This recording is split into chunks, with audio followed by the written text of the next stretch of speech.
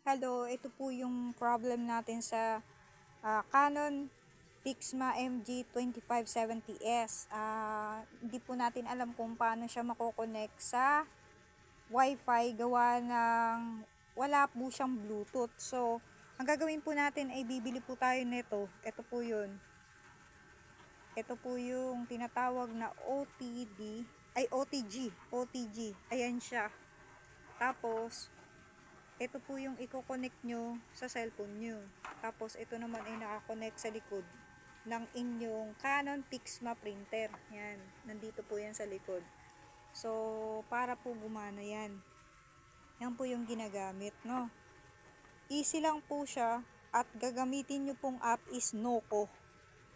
Noco po. N-O-K-O. Noco app po ang gamitin nyo para makapag print po kayo. Yan. So, kapag mag-i-scan ka, diretso na rito. Click mo lang yan dyan, black or color. Yan. Yan po yung kasi yung Pixma eh. Diretso na po. Tapos, mayroon na siyang Xerox. Ayan po yung Xerox niya. So, ito po yung gagamitin nyo. Ganito lang po yan ha. Yan.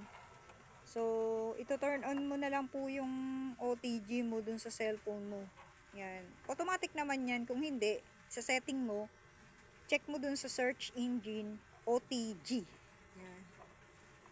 Para po i-on mo yung OTG mo, tapos i-connect mo na to. Yan. Ito po yan. Yan.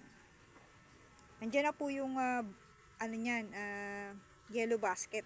Check nyo na lang po. Mamaya po magla-live po ko para makita nyo po paano ginagawa. Sige. Babush.